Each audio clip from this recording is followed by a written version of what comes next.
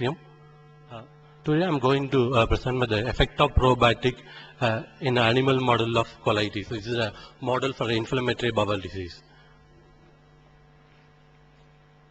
So the pathogenesis of inflammatory bowel disease is not known. That most likely the abnormal immune responses to the luminal fluoride may be a factor. Here the treatment for IBD. IBD involves a standard treatment like Mexotrexate, which are the patients who have failed this standard treatments in the refractory cases involve require the most expensive monoclonal antibody drugs. So the alternative for this will be administration of probiotic microorganisms. So it is known that in an inflammatory bowel disease or an animal model of inflammatory bowel disease, there will be dysbiosis. That is the alteration of gut microbiota. There will be increase of more in aggressive bacteria, and there will be a decrease in protective bacteria like Lactobacillus bifidobacteria. So it's unknown that interleukin knockout mice produce a spontaneous colitis. Actually, the probiotic E. coli Lactobacillus are proven to be reduce this inflammation, the IL-10 knockout mice. The VSL3, which is a mixture of Lactobacillus and bifidobacteria, are shown to be maintain the remission in pouchitis disease. They also may maintain the remission in the Crohn's disease. Another probiotic bacteria is known as E. coli nicelle, which is proven to be maintain the remission in the UC patients. So it is known that maybe VSL3 contain more number of bacteria may be proven to be effective in compared to other single bacteria. So these pictures show that what are some of the effect of probiotics in the gut health. So they influence the gut microbiota, they influence the intestinal epithelial cells. They also modulating the immune cells. So most of this effect was studied based on the in vitro studies, but when the studied on the in vivo, then the properties may be some ways change. So with this background, I just go on to my study. So the aim of my study is to look on the effect of this probiotic bacteria on the intestinal inflammation in the colitis model, and also to look on the gut microbiota levels, also look on the cytokine gene expression. So we use cis albino mice. These are the these are the Lactobacillus and the Bifidobacterium strain we use in the study. These are 4 Lactobacillus and 4 Bifidobacteria. So total 10⁻⁹ bacteria were given to the mice groups by intragastric tube. So this is experimental design. The below one is a control which we give the PBS for 14 days, and the second is the dextran sodium sulfate, which is the inducer of colitis model. So we gave 4% of DSS in the food. First we give PBS for 14 days, then we give PBS along with DSS from day 7 to 14th. So third group is a probiotic group. Here we give the probiotic cocktail mix for that's a pre-treatment for 7 days. Then we 7th day onwards we give probiotics mix plus DSS. So this is a flow chart to show the methods we use. So the 14th day experiment, so daily we measure that weight and the fecal local blood. At the end of 14th day, we sacrifice that mice and the colon were removed. The distal colon is used for histopathological changes, and the total RNA and part of them used for colon organ mesh culture. This is majorly the 1 centimeter of distal colon is cultured in DM medium for 24 hours. After 24 hours, the supernatant were collected that from the supernatant TNF alpha is measured by ELISA. So here we quantitate the cytokine gene expression and antimicrobial peptide gene expression. So we isolated total RNA from the distal colon, and by real time we quantitate the TNF alpha, TGF beta, and different things. So on the end of 14th, the feces, before sacrifice the animal, we collect the feces and isolate the DNA. From that we quantitated the bacteria bifidobacteria, lactobacillus and bacteria by targeting the 16S RNA gene. So this is the results we shown here, the disease activity. So here shown that the DSS given mice show the reduction in the weight and the colon length. This is a characteristic of DSS induced model. So the probiotic pre-treatment will the treated group will show somewhat lesser weight change compared to DSS. So this is histological changes in the three groups. In the control group show that mice have normal mucosa. In the DSS is a heavy healing and a severe ulceration. The probiotic treatment will reduce the healing ulceration and increases the reducing the severe ulceration and increase the healing ulceration. So this is a TNF-alpha secretion the colon organ explants. So treatment DSS group shows more TNF-alpha, show that the colon is very much inflamed. TNF-alpha is inflammatory marker. The probiotic treatment will reduces the inflammation. That show that TNF-alpha is reduced. So the same way measure the cytokine expression by real-time PCR in the distal colon. The TNF-alpha expression shows the similar pattern of TNF-alpha secretion. So we measure the TGF-beta1, which is a protein involved in the fibrosis and the stricturing maybe. So here it shows similar pattern of TNF-alpha secretion. The DSS group have more TGF-beta1 expression, and probiotic treatment will reduce that expression. So we counted that beta defensine from the distal colon. The same pattern show that DSS reduce that beta defensine expression, and in the probiotic treatment does not recover that levels. So same results were obtained for mucin gene expression and the trefoil factor. The data are not shown here. So we quantitated the gut microbiota. So this is the lactobacillus group. Here the DSS treatment shows the reduction in the number of lactobacillus level in the fecal. The probiotic treatment will increase that level of lactobacillus. So similar trend was followed for bifidobacterium. So also we measure the Bacteria spirotella group in that feces.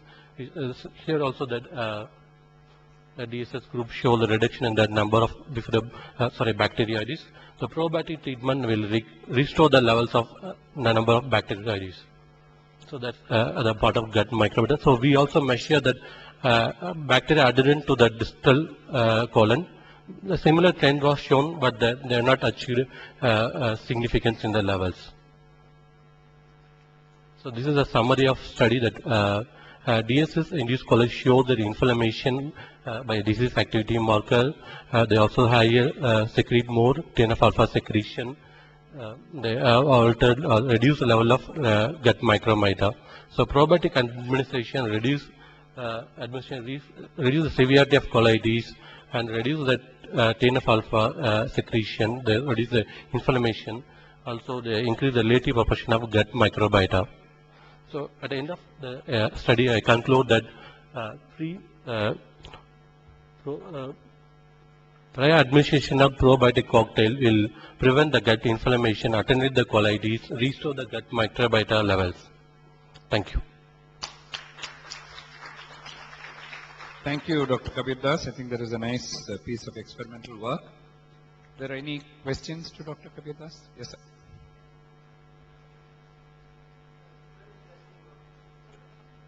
Must compliment you on that. 2 or 3 questions. Firstly, did you have a group where you gave only probiotic and no DSS? Because that would be an important control group to look at. Secondly, did you or do you propose to try different doses of probiotic? Because it will be important to show a dose response. And thirdly, what was the medium in which these bacteria were suspended? Because is it possible that the medium neutralizes DSS? Yeah.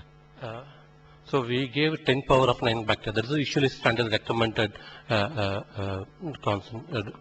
required thing. And second, in the media, we daily prepare this, we culture the overnight the broth for culturing the Bifidobacillus. Before giving the mice, we just wash this bacteria in the PBS, suspend it at PBS, then we give by intragastric tube.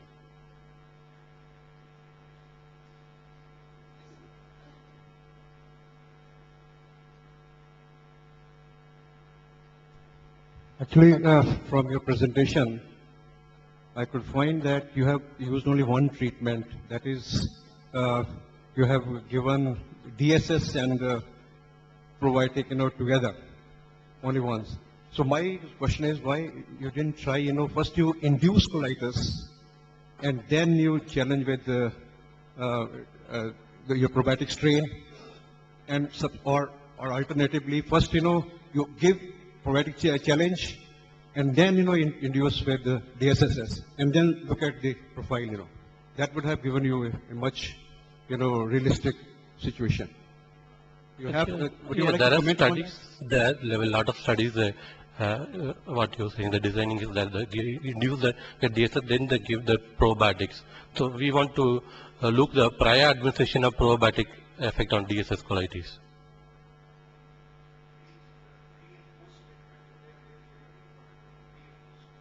Okay, maybe that's a good idea. Okay, if there are no further questions, thank you very much, Dr. Kabir Das. Please give him a big hand. The second presentation today in the Young Investigators session will be by Dr. Sulagna Basu, who is a scientist in the Division of Bacteriology, the National Institute of Cholera and Enteric Diseases, Kolkata. She is a fellow of the University Grants Commission and an Indian Research Fellowship. And she has also received the ACPI Con Award in 2003. She has over 18 publications in peer-reviewed journals.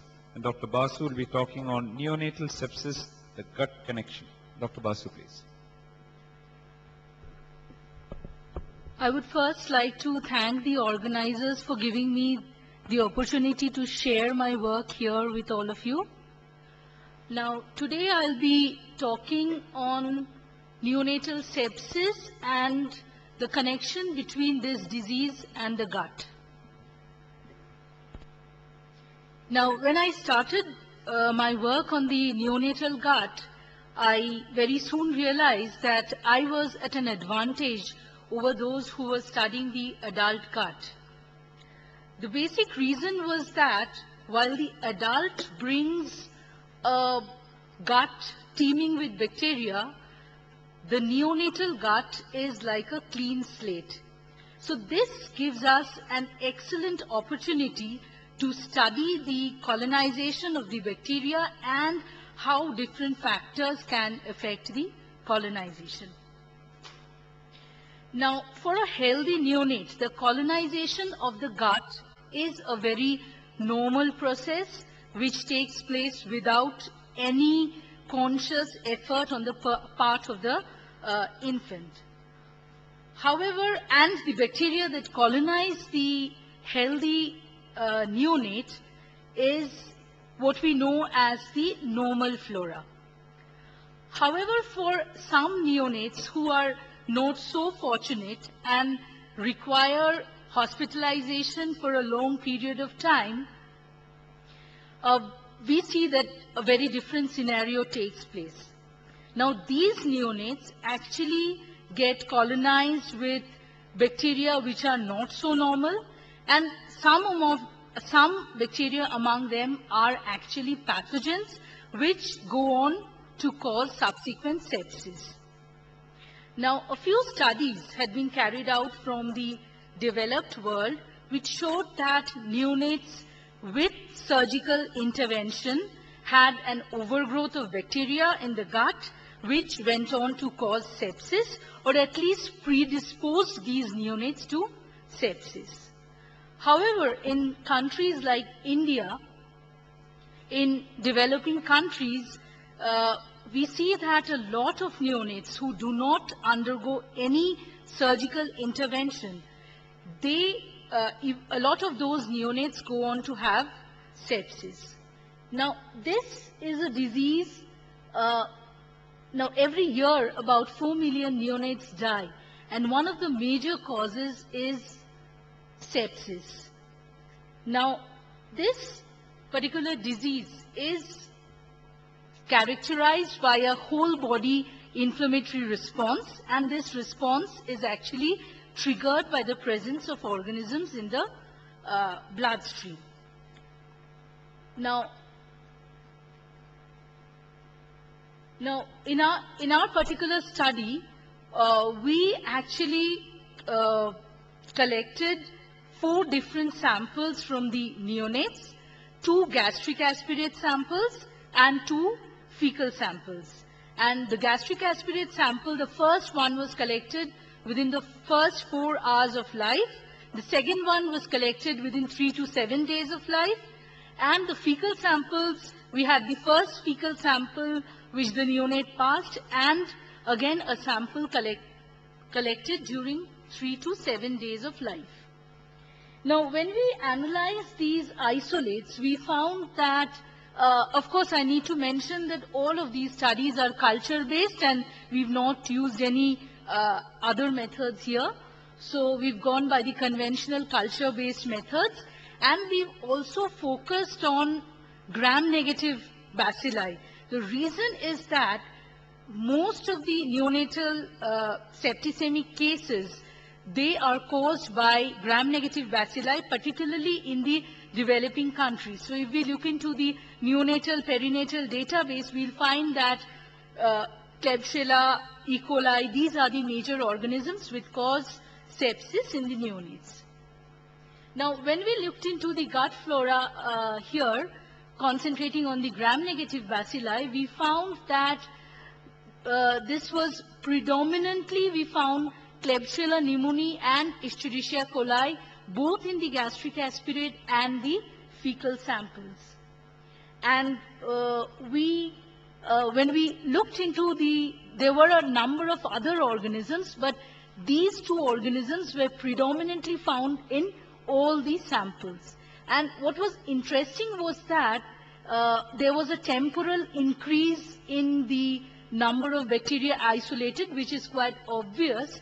And it was also found that in case of the second gastric aspirate, Klebsiella pneumoniae was significantly higher than Escherichia coli. However, in the stool samples, we found that these 2 organisms did not really differ much. Okay. Now, quite a number of factors are actually known to affect the colonization of the gut, and we carried out an analysis of the different risk factors for the colonization of the neonatal gut with gram-negative bacilli. And we found that in case of the first aspirate, it was the maternal factors which were affecting the colonization of the gut here, whereas later in life, stay in the NICU was found to be the most important factor. So this actually showed that immediately after birth, maternal risk factors are important, but chances of infection from the environment becomes more important as exposure to the hospital environment increases. So this actually goes on to show that neonates who are staying in the hospital for longer periods of time actually develop a flora which is quite different from the healthy neonates. Okay. Now, we again carried out a small association analysis, and this showed clearly that neonates with gram-negative bacilli in the gut had consistently higher incidence of clinical sepsis than those without gram-negative bacilli in the gut. So this went on to indicate that there was an association between the bacteria in the gut and subsequent sepsis. Now, coming to the cases of sepsis, during the study period, neonates who were suspected for sepsis, blood was collected and cultured, and when we looked into the distribution of the gram-negative bacteria which caused septicemia in these neonates, we found that Klebsiella pneumoniae was again the predominant organism, and there was E. coli and Acinetobacter, Enterobacter, and Burkholderia. Now, what we did was, now we had these neonates, septicemic neonates, from whom we could isolate the gram-negative bacteria. We went on and looked into the bacteria that we had isolated from their respective gut samples. And we found that by PFG, we found that in all neonates in whom E. coli was the cause of sepsis, there was at least one isolate from the gut which had a similar pulsotype. So this indicated that probably the sepsis that we found in those neonates were gut-derived. Okay. Now, Klebsiella pneumoniae we had seen was the most predominant organism in the gut of the hospitalized neonates, and it was again found to be the most important organism which caused septicemia. So we again carried out analysis of the genotypes. We again carried out PFG, and we found that of the total cases, there were 20 cases of babies who had septicemia due to Klebsiella pneumoniae. Among these babies, there were 10 from whom the gut and the blood isolate matched, were actually indistinguishable, again leading to the fact that probably sepsis in these neonates were gut-derived. Now, this is actually a comprehensive slide which shows different organisms that we isolated from the blood of the neonates, and whether the organisms in the gut matched or not. And overall, we found that there were 50% of the neonates had the same organism in the blood which we could isolate from their gut. Okay. So we published this work and in the Journal of Medical Microbiology, and we showed that there was an association between sepsis and the gut. Now, since we did not work on the mechanism of how this could have happened, we looked into literature and we tried to find out whether there was a reason or whether we could look into some mechanism by which this was happening. And we found that a number of studies in animals showed that bacteria in the gut could move on to the bloodstream by a process called bacterial translocation, and very early studies have shown that E. coli, Klebsiella, these bacteria can move on from the gut to the bloodstream. Okay. Now, coming to the next problem, while we were carrying out this study on the gut flora and septicemia, what we noticed was that a large proportion of these isolates were actually antibiotic resistant. And I'll not be presenting my detailed study here, but what we found was these E. coli and Klebsiella, which we isolated from the gut of the hospitalized neonates, a huge proportion of them were producing the extended spectrum beta-lactamase, which made these organisms resistant to cephalosporins. We also carried out a study in which we studied the colonization of the gut with Acinetobacter baumannii, and we found that these bacteria, though they were found in very low numbers, around only 11% of the neonates had Acinetobacter in their gut. But among those small numbers, a very high percentage of Acinetobacter was resistant to carbapenems, and this we understood was which the presence of antibiotic resistant organisms could actually complicate the problem of septicemia if bacteria from the gut was moving on to the bloodstream. Now, I'll briefly describe a study here which we carried out in a sick newborn care unit. This shows how antibiotic resistance becomes a problem for the septicemic neonates and how the gut was connected to this. Now, earlier studies that we had done were carried out in a intensive care, neonatal intensive care unit in a tertiary care center, whereas this was a study in a rural hospital in West Bengal. And in this study, now in this particular hospital, there was a quite high antibiotic resistance, and we carried out a point prevalence survey on a particular day in this particular unit. And during the survey, we isolated a number of bacteria, but we isolated Escherichia coli from the body site of the neonates, and these sites were the rectum, the mouth, and the groin area, indicating that the presence of E. coli in the gut of the neonates. Now, after this survey, around 10 days later, there was 4 neonates had septicemia, and we found that these 4 neonates again had Escherichia coli in their blood. Now, when we isolated the E. coli, we tried to correlate the E. coli that we found during the survey and the E. coli that we isolated from the blood of the neonates.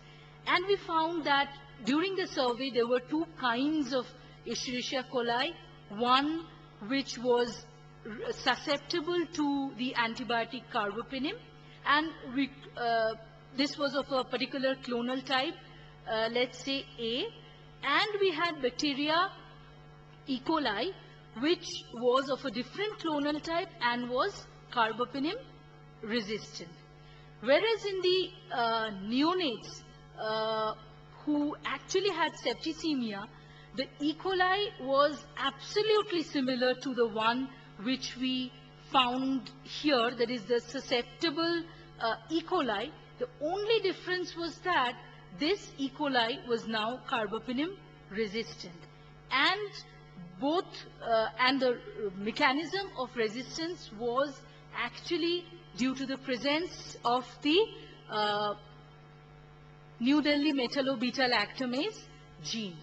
Now, this is a study which showed that when we carried out the survey of the bacteria in the gut were actually harboring 2 kinds of E. coli, and probably the resistance, the NDM1 gene got transferred into the susceptible E. coli, and which finally went on to cause sepsis after about 10 days in the neonates. And we published this work in the Journal of Antimicrobial Chemotherapy. And so these studies actually showed that the gastrointestinal tract is a significant source of infecting organisms, with intestinal colonization being the prelude to bacterial infection. Now, what can be done to actually at least try to solve this problem? The first thing which we understood was that we always needed to monitor the gut flora, particularly in hospitalized neonates, because the flora could be indicative of the etiology that was present in the hospital environment and the pattern of antibiotic resistance. This could actually go on to help us in looking into the antibiotic resistant pattern. And the next thing which could be done is the use of probiotics, of course. The use of probiotics can actually go on and bring, if it can bring about a change in the colonization of the gut, then of course it will affect the neonates and bring down the rate of sepsis. And finally, we need to use newer tools in genomics to understand the interaction of the microbial community and the gut, and the process in which gut-derived sepsis occurs in neonates. So I really am indebted to a lot of people who've helped me through these studies, but I'm very much indebted to Professor Arun Kumarendu Singh, Department of Neonatology, IPGNER, who actually introduced me to the field of neonates, and Dr. Vishwanathan, also from the same departments, and my students here who actually done the bench work and helped to see this project through. And finally, I would just like to end on a hopeful note. So if you open to questions now. Thank you, Dr. Basu. That was a very interesting and different type of presentation. Do you have questions? Yes, sir. Professor Shashikaran, please.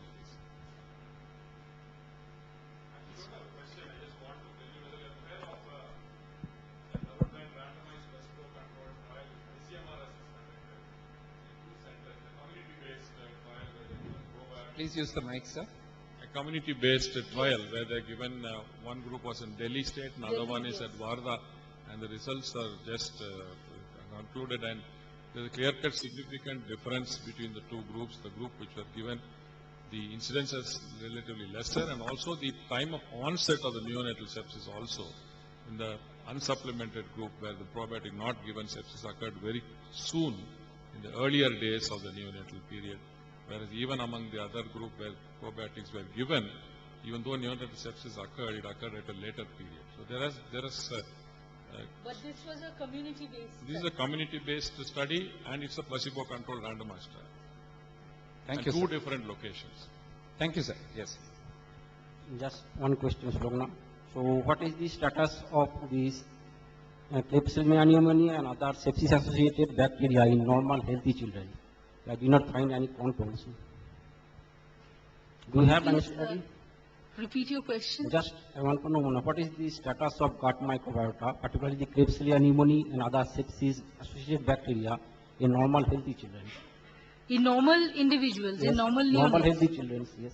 What is Actually, what happens is during the neonatal period, because of the presence of oxygen in the gut, you will first find the facultative bacteria like E. coli, Klebsiella, which will colonize the gut. And then this, while there is a reduction in the levels of oxygen, then you find the anaerobes colonizing the gut.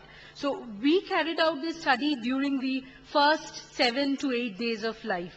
So we concentrated on the facultative bacteria, and I really have in case of the controls which were here in the study, even in them we found these organisms. But again, the babies were within this period of time. just second question about the probiotics. Sorry, sir. Let's move to the next question. In the interest of time. Thank you. I am little alarmed with your gastric aspirate rates positivity of Klebsiella 19% and E. coli so much. And you said maternal factors. Really, what factors have you analyzed? And another thing which I would like to know is, are you really doing environmental, surveillance of your labor room and the OT? Are you doing surveillance there? I have a feeling that you're getting a lot of infections from your own labor rooms, OTs, and your neonatal ward. People not hand washing and all too, rather than just indigenous. I agree with you that gut bacteria are causing sepsis, which is relatively well-known fact in newborn. Okay, that these organisms, E. coli, Klebsiella, coming from the gut is a relatively well-known fact. But how are they getting this is something very alarming. You should look at the environmental surveillance of your labor room. For the first question, we had actually, for the maternal factors, we had studied the factors, maternal factors which act as the risk factors for sepsis. So these were premature rupture of membrane or urinary tract infection or antibiotic taken by the mothers. So this is the first thing, and yes, the hospital environment is a very big factor. We did not actually do a environmental surveillance of the labor room. On a related note, you have taken neonates with sepsis Obviously, they had fever and so on. So they would also been treated. They would also received antibiotics. Nobody's going to keep quiet when a sepsis is there in a neonate. So wouldn't that affect your study as well? At least the follow-up studies. We actually, yes, the usage of antibiotic does actually affect, but here in this particular study, we did not find that to be the main factor. The prolonged stay in the intensive care unit was actually affecting the colonization. Now, okay, maybe one last question there and then we'll move on. The study is very interesting, but what I was interested in was that you showed us that the ratio of Klebsiella to E. coli changed on day 7. not in the fecal samples. There wasn't much difference in the fecal sample, but in the gastric aspirate, yes, Klebsiella actually was much higher than. But I was interested in the absolute counts. No, the we numbers, hadn't done the absolute because counts. if you found that even in those who did not develop sepsis, there was some degree of colonization by Klebsiella, then it could mean that the amount of colonization or the bacterial load would be different in those who had sepsis versus those who did not. Yes, actually that would have been good to study if we had studied the load of the bacteria. Thank you. Let's give a big round of applause. Nice presentation. Let's move on to the last presentation for this evening. And this is by Dr. Ravinder Nagpal, who was still recently the assistant professor at the Shahid Udham Singh College of Research and Technology in Mohali. He received the Senior Research Fellowship from ICAR and has been awarded the Best Paper Award at the 37th Dairy Industry Conference. He has over 32 publications in peer-reviewed journals and 7 book chapters. He has recently moved on and he is now a postdoctoral fellow at the Juntendo University Graduate School of Medicine, Tokyo. Dr. Nagpal, please. Thank you, sir. First of all, let me apologize for being late on this dais. I was on the phone and my wife was scolding me actually. In October, I said yes for this symposia, and in November, my wife actually gifted me 2 baby boys. They were crying and she was scolding me that what kind of father you are. Thank you, Dr. Nirja and Dr. G.B. Nair and everyone for inviting me here. Now, I've been a teacher for a long time, so before I go into the details of my talk, I always give a little introduction to my topic. I'm going to maintain that habit here as well. Now, as we have seen today, that so much work is going on in the field of probiotics in different areas, in different perspectives, but the ultimate focus is always on the health. And even this word, health, has been a little confusing. We generally see a healthy person and we call him healthy. We assume that if a person is not diseased, he is healthy. If a person looks healthy, he is healthy. It might not always be the case. There might be people who are looking healthy, but they might not be healthy inside. Then there may be a vice versa situation. But credit goes to the World Health Organization, who came out with this perfect definition for this term health, which says that health is not just the absence of disease or ailment or infirmity, but actually it is a state of complete physical, mental as well as social well-being. And when we think from a probiotic, I personally think from a probiotic perspective, I think this definition has been designed keeping probiotics in their mind. Because I believe strongly that probiotics, they really keep us healthy, physically, mentally, as well as socially, because they protect us from so many diseases, be it diabetes or insulin resistance, diarrhea, IBS, and so many other ailments. They keep us healthy, and as we all know, healthy brain lives in a healthy body. So we get physically fit, plus we get mentally fit, and eventually and ultimately we get socially fit as well, because man is a social animal. Now, probiotics, when my students ask me what is probiotic, I don't give them any definition generally, because although there are so many definitions of probiotics which have been proposed, I just tell them that you go, open the dictionary, pick up any good word, and probiotics will fit into this word. They are excellent, they are brilliant, they are awesome, they are amazing, wonderful, magical, miraculous, whatever good word you come out with, and it will fit with the term probiotics. And that's how I make them interested in this field, in the term probiotics. Well, what makes them so amazing, so beneficial are these two words, the balance in the gut. Their battleground, their playground is actually the gut, which is as important to us as our brain. Well, again, if I ask you how many brains you have got, you will always answer, we have got one brain. But I think we have got three brains. We have got one brain right here, because of which we have learned so much, we have worked so much, and because of which we are here. Sentimentally speaking, we have got a brain right here. Most of the times we think from here. Most of the decision we take from here. But if we think nutritionally or metabolically, we have a third brain, which is actually the gut. And obviously, it is as important to us as important is the brain number one. There are people who claim that you keep aside the hereditary diseases, except for the hereditary diseases, almost 80% diseases, they originate in the gut. You have to believe it.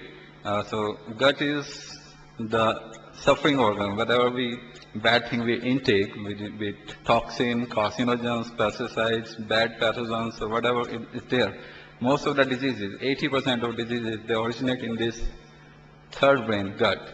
And we all know that gut mucosa and some mucosa contains almost 500 or more than that, 500 neurons and nerve cells connecting it to the brain.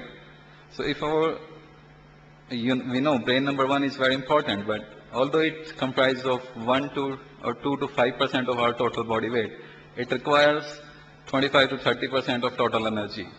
And where does that energy come from? That energy comes from the gut. This 3 alphabetic letter word is actually very, very important. The gut, as equivalent to the length of a tennis court, around 40 meters. And most of the things are happening here. My MSc supervisor is sitting here, Dr. Batish. He used to tell us that all the diseases, they originate because of the 3 things: hurry, worry, and curry. When we are in hurry, we eat rough food irregularly. When we are worried about something, we don't pay attention to our nutrition and health, and we get disease.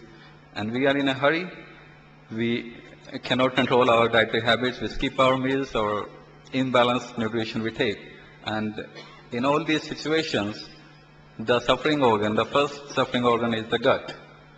So we should pay equal emphasis to this brain number 3, the gut, which actually leads to a healthy brain number 1 and brain number 2. So if we are comfortable here in the gut, only then we can be comfortable here. If we are a little messy in the gut, it will be a little messy here as well. A lot of discomfort will be there.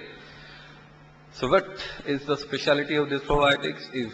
Although there have been so many mechanisms which were proposed by so many researchers here, we have a different mechanism for a different ailment or disease, be it diabetes, colon cancer, liver cancer, whatever is there. If we summarize all the mechanisms, the ultimate mechanism is the balance. How probiotics impose their beneficial effects, they maintain the balance in our gut. Now, balance is again a very, very important word, because most of the diseases, again 70 to 80% diseases, they occur only because of the imbalance. Cancer occurs because of an imbalance of carcinogens or anti-carcinogens, mutagens, or other things, adipose tissue, little imbalance because obesity, insulin imbalance, glucose imbalance may lead to diabetes, toxins, their imbalance may lead to so many other diseases. So this is where probiotics actually works so nicely. They maintain the balance of so many things. They produce so many things to make the balance, and those so many things further leads to so many other things which further maintain a balance of so many things in our gut, and thereby they keep us so healthy. And the other advantage of probiotics is that we have to take them in the form of foods. We just need to take them in the form of foods. They are not like a medicine or a drug, which might confuse our customers. If we talk to a layman about the probiotic, if we tell them that it's something which protects you from this disease, which protects you from that disease, they sometimes get a fear of doubt, because doubt of side effects or some overdosage. But the advantage of probiotics is that they belong to the food category, which is actually the real health care. Well, there are so many people sitting here from the pharma companies or who work in drug manufacturing companies, and they call them the healthcare professionals. Well, I object, because medicines, drugs, these things are not actually the real health care. They are the ill care or sick care. They are required when we get sick, when we get ill. But foods, especially nutritional foods, they are the real health care. They are something which keeps us healthy, actually. So this is the advantage of another advantage of the probiotics. And we have to believe our Ayurveda as well, that if food is wrong, medicine of no use, and if food is right, medicine is actually of no need. And yeah, it goes with the probiotic foods as well. And another advantage is that we don't have to take them in an ideal dosage or something like that. Although DBT task force has done excellent work in setting up the guidelines for use of probiotics in products. But when someone asks me how much probiotics should I take every day, I don't give them the numbers. I don't tell them that you take 10 power 8 cells or 100 million or 10 billion cells every day. They sometimes get confused and gets fear of overdosage. So I just tell them that you take this much of probiotic product, be it curd, yogurt or something, and it roughly contains 100 million bacteria. If it is a probiotic fermented product, especially curd or yogurt, you take this much and every day, and it might impose its effect to some extent. You will never get the overdose of this thing. Even Professor Klenheimer once said that this is what we call probiotics. You take this much of probiotic product, probiotic fermented product, L-size volume of your thumb, and you are getting enough dose of probiotic if you are taking this much every day in your diet. As I already said, the probiotics actually maintain the balance in our body, and first balance we talk about is the balance of bacteroids and firmicutes. Again, it has been a little controversial and confusing. Some studies suggest it has to be in 2:1, some studies suggest that it has to be in 5:1 or something else, because this balance is very delicate, and little bit up or down might lead to a number of ailments. Insulin resistance, as Dr. Hemletha very nicely elaborated how this imbalance could lead to the insulin resistance and other metabolic diseases. And she also put some light on the mechanism of this dietary habits and gut microflora and their consequences. Appan, do you have any original data to show? Because mostly it's a review. Do you have any original data to show or something? Oh yeah, I'm just coming to those data. Only 3 minutes. So I don't need to elaborate this mechanism actually, because Dr. Hemletha very well clarified all these mechanisms, how probiotics and gut microflora play a role in maintaining this balance. And similarly in liver cancer and colon cancer, how these probiotics, they impose their effects primarily by binding to the pro-carcinogens or by detoxifying the carcinogens by antioxidants and some other metabolites. They also do so by enzymatically by detoxifying the reactive oxygen species, protecting our DNA and protein damage, protecting us from cancer. And we all know that probiotics, they also reduce the cholesterol by various mechanisms, by deconjugation, by assimilation and absorption of cholesterol. Now, my talk is little new, and I'm sure when you read this thing, new concepts, three questions will come to your mind. Why new concepts? What's wrong with the old concepts? And what type of new concepts? I cannot justify any of those questions because there is nothing wrong with the old concepts, but it is just a little study which actually prompted us to work on some new concepts. Well, I'm again gonna be a little personal on this, why we actually chose this topic, because we were doing a study, we were looking for volunteers, 40 to 50 volunteers, who are habitual of taking milk products in their diet, and we wanted to feed them a particular probiotic product regularly, and we wanted to study their serum profiles, lipids, cholesterol, sugar, glucose, VLDL, HDL, fecal microflora as well. But the students, they came back to me and they said that it is a little difficult to find such volunteers because most of the people, they don't take milk products regularly. And that was quite surprising, especially in North India, but they said that most of the people are allergic to milk proteins, or they are intolerant to lactose, or some of them, they don't like the milk products, the texture or the taste. So now we thought that how to deliver the probiotics to these kind of people, to this population. And they will always be devoid of this thing. So that's why we started thinking about some new concepts by which we could deliver the probiotics to these populations. Now our first work was on combining probiotics with aloe vera. Your time is almost over now. You're only coming to it now. So we did a small experiment with aloe vera gel, which simply combined skim milk and aloe vera gel. We took different concentrations of aloe vera gel and checked the effect on the growth of probiotics. Now surprisingly, studies are there which have proven that aloe vera gel could have antibacterial action, but in our study there was no antibacterial action.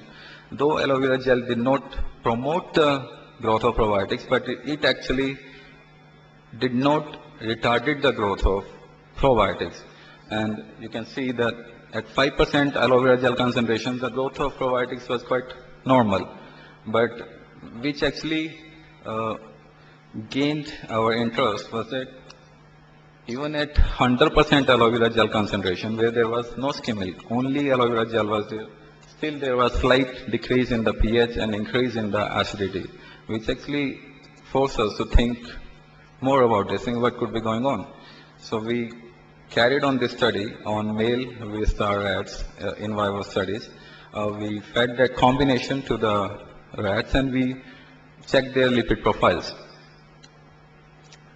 And here also, very interestingly, in the group, when we divided rats into 5 groups of 7 each, and we fed them high cholesterol diet. In the group where LGG, the lactobacillus rhamnosus, was fed, there was a decrease in cholesterol, improvement in SDL, and decrease in the LDL and VLDL ratio. There was better atherogenetic index in these individuals, but in a group where this LGG was supplemented with aloe vera gel, the effect was much more significant. So you can see these two groups. It means aloe vera is also promoting the effect of probiotics in maintaining the hypocholesterolemia problem, and they are protecting the mice from the hypercholesteremia. Dr. Napal, if you don't mind, can you give us a summary slide, the last slide, because in interest of time, people are getting restless. I'm just going to be a little faster. Yeah, another minute only, we'll have to close. So why don't you just show us a summary of all your slides, because you took up 15 minutes in the introduction. Your entire talk you took up in the introduction. I'm sorry. I'm sorry for that, sir.